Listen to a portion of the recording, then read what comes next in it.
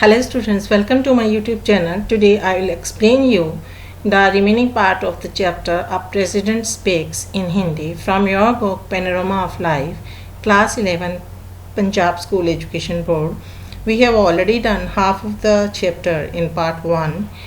This is the second part of the chapter and page number is 39.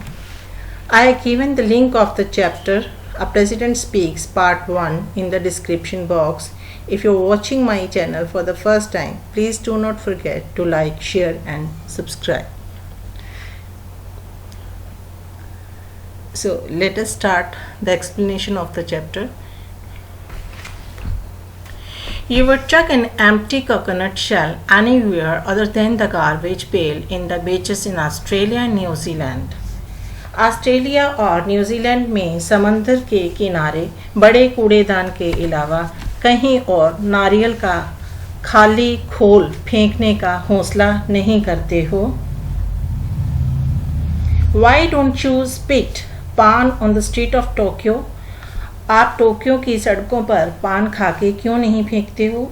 Why don't you use examination jokeries on और buy fake certificates in Boston? आप Tokyo की सड़कों पे पान खा के क्यों नहीं थूकते हो? बोस्टन में आप इम्तिहान के बाहर मदद करने वालों का इस्तेमाल क्यों नहीं करते हो या फिर जाली सर्टिफिकेट क्यों नहीं खरीदते हो?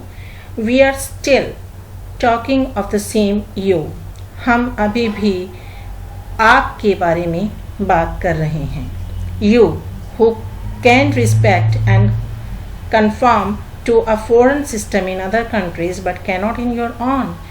आप जो कि दूसरे देश में विदेशी प्रणाली का सम्मान कर सकते हो और उनके अनुसार चल सकते हो पर अपने देश में नहीं. You who will throw papers and garbage on the roads of the moment you touch Indian ground.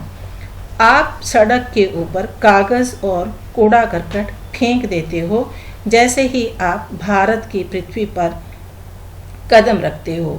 If you cannot be an involved and appreciative citizen in an alien country, why can't you be the same here in India? अगर आप एक पराई देश में एक समर्पित और एक कदरदान नागरिक बन के रह सकते हो तो क्या आप उसी तरह से ही भारत में नहीं रह सकते हो? Once in an interview, the famous ex-municipal commissioner of Bombay, Mr. Tinayakar, had a point to make. एक बार एक इंटरव्यू में बम्बई के मशहूर साबका निगम कमिश्नर मिस्टर तिनायकर ने यह बात कही. Rich people's dogs are walked on the streets to leave their affluent droppings all over the place, he said. अमीर लोगों के कुत्तों को सड़कों के ऊपर सैर करवाई जाती है ताकि वह अपनी ढेर सारी जो गंदगी है वहाँ पर फैला सकें. उन्होंने यही कहा. And then the same people turn around to criticise the blame the authority for inefficiency and dirty payment. और फिर वही लोग मुंह घुमा के अफसरों की आलोचना करते हैं इस नालायकी के लिए और गंदी पटरियों के लिए उन्हें दोषी ठहराते हैं. What do they expect the officers to do? वो क्या चाहते हैं कि अफसर क्या करें? Go down with a broom every time their dog feel and pressure in his paw. जब भी उनके कुत्तों को पेट में दबाव महसूस हो वो झाड़ू पकड़कर उनके पीछे पीछे घूमें. In America, every dog owner has to clean up after his pet has done this job. America में हर एक कुत्ते के मालिक को खुद सफाई करनी पड़ती है जबकि उस कुत्ते ने अपना काम ख़त्म कर लिया हो.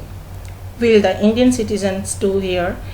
क्या भारतीय नागरिक भी यहाँ वही काम करेंगे?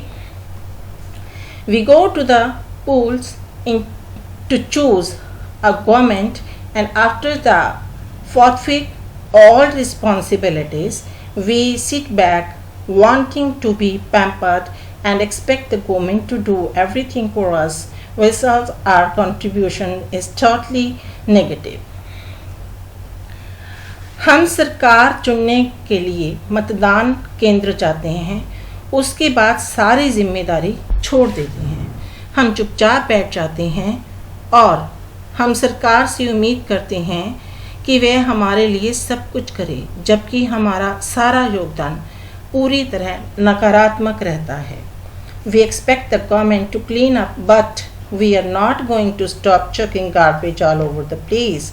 Nor are we going to stop to pick up a stray piece of paper and throw it in the bin. हम चाहते हैं कि सरकार सफाई करे, लेकिन हम कूड़ा करकट फेंकने के बजाय से बाज नहीं आते। मतलब कि हम जो कूड़ा करकट है वो फेंकने से बाज नहीं आएंगे, लेकिन हम सरकार को दोष देते रहेंगे और ना ही हम रुक के इधर उधर पड़े हुए कागजों के टुकड़ों को कूड़ेदान में डालने की तकलीफ करेंगे।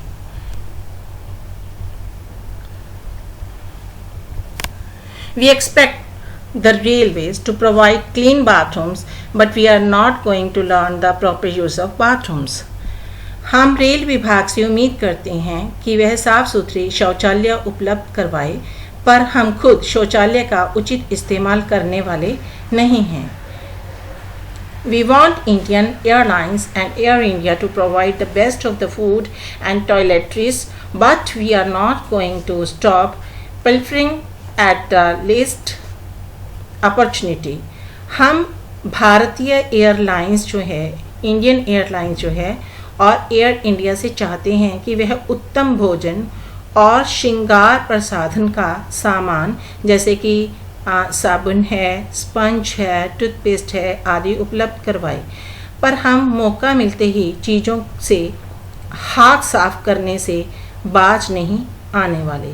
This applies even to the staff that is not to pass on the service to the public. यही बात कर्मचारी वर्ग पर भी लागू होती है, जो कि जनता तक इन सेवाओं को ना पहुंचाने के लिए बदनाम है। When it comes to burning social issues like those related to women, dowry, girl child, and other, we make loud drawing rooms, protestries, and continue to do the reverse at home.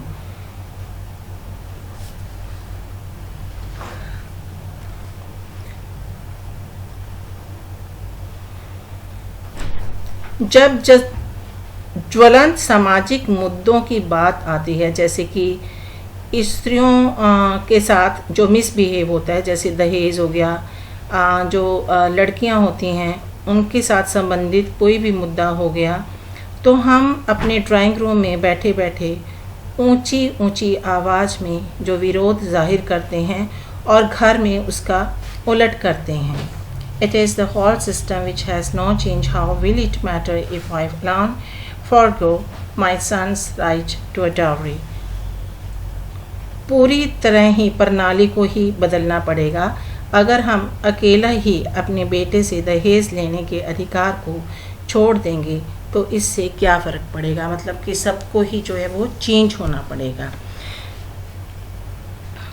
So who is going to change the system? तो फिर इस प्रणाली को बदलने वाला कौन है?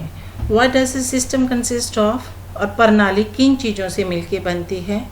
Very conveniently for us, it consists of our neighbors, our households, our cities, other communities and payments. हमारे लिए ये कहना बहुत आसान है कि ये सारे पड़ोसी जो हैं, दूसरे घर परिवार हैं, दूसरे शहर हैं, दूसरे समाज हैं और सरकार से मिलके जो है वो ये प्रणाली बनती है।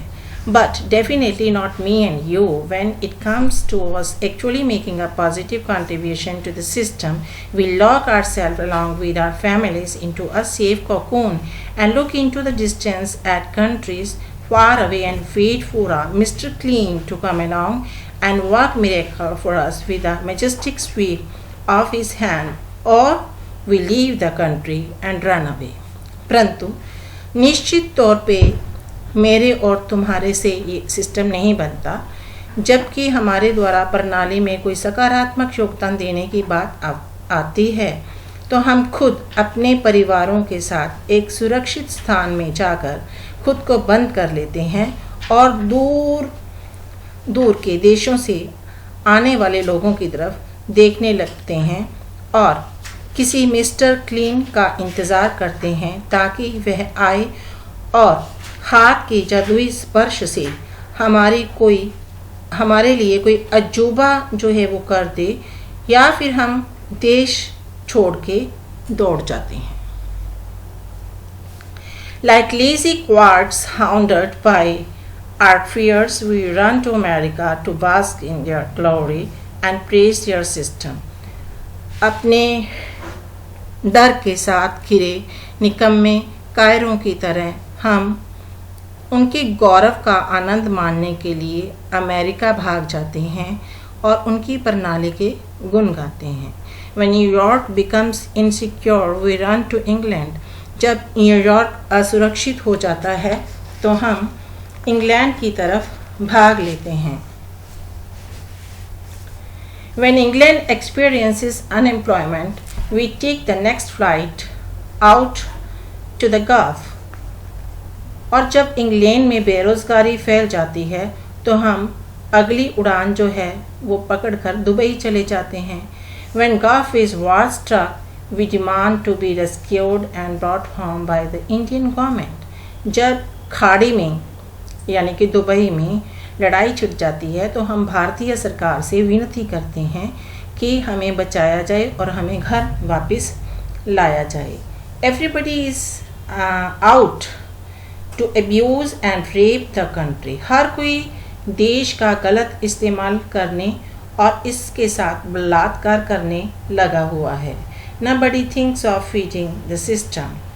प्रणाली को पोषित करने के बारे में कोई नहीं सोचता। Our conscience is mortgaged to money. और हमारी जो अंतर आत्मा को पैसे के पास जो है गहने यानी कि उसके पास जो है मॉर्टेज कर दिया गया है, यानी कि इसका मतलब होता है कि किसी के पास गिरवी रख दिया गया है। Dear Indians, the article is highly thought inductive. It called for a great deal of introspection and pricks one's conscience too.